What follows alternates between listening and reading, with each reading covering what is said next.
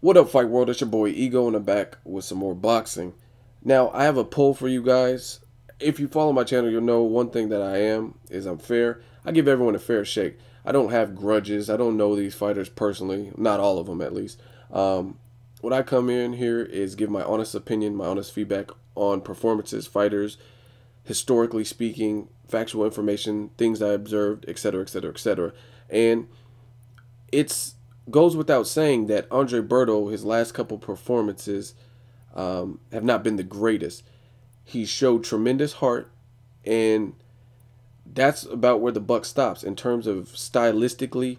The way he's fighting doesn't really make sense, and it is not his strong suit. And he continues to make poor decisions in the ring. Again, I have no allegiance to anybody but myself and my family. So it has nothing to do with Berto. I'm not trying to dog Berto. I post these videos giving my honest opinion to assess it. And some of you guys agree, some of you guys disagree.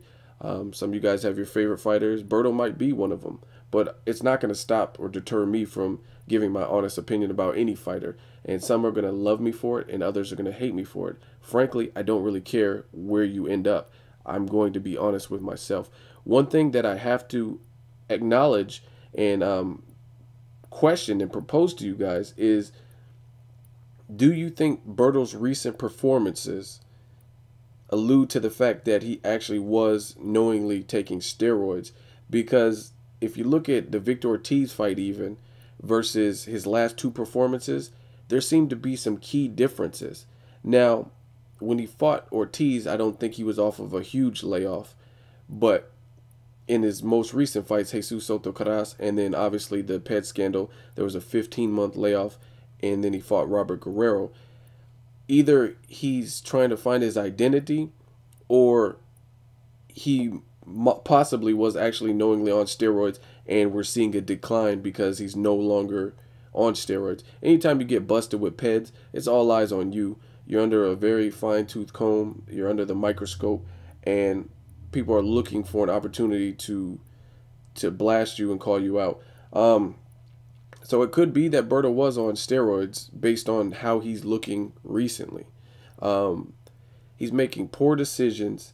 His punch resistancy, there's a difference. There's not having a chin, and there's some people who it's not like they're getting knocked out, but they still have poor punch resistance.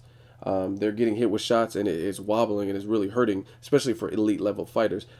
Amir Khan, he gets hit with sometimes punches that it doesn't look like they would hurt other fighters, and he's going down, or he's visibly, noticeably hurt. Berto, he's getting hit with clean shots and good shots, and it just doesn't look like the punch resistance is there. It looks like he's noticeably hurt. So I wouldn't say he doesn't have a chin, because if he didn't have a chin, he would have got knocked out in the first round when Jesus Soto Caras was really digging and digging to the body and putting the pressure on him from the opening bell.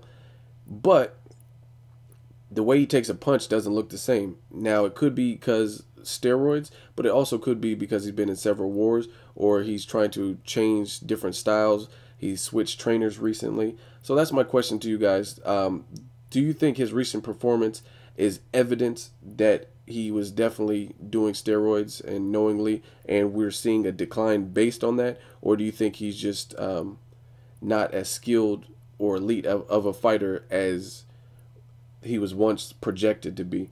That's my question to you guys. So leave a comment, leave your answer, what you think is the case. All I know is Berto, he has a long road back to get to where he was when he was like 27-0 and undefeated. It's a long road back because he's making poor decisions. A lot of these fighters switch trainers, Chad Dawson, Andre Berto, Amir Khan. And you got to realize you have to come to grips with who you are as a fighter. Virgil Hunter, you could be with Freddie Roach, you could be with anyone. The mistakes Berto's making is not necessarily a result of his former trainer or a result of Virgil Hunter. I think it's errors he's making in fight and not even listening to his corner. I think Virgil Hunter is a very seasoned, knowledgeable trainer. I don't know that Berto was really taking into consideration what he had to offer. So I don't even think it's a trainer issue. I think it's more or less Berto's desire to be this flashy fighter, and the style in which he's fighting does not suit him in his last two fights.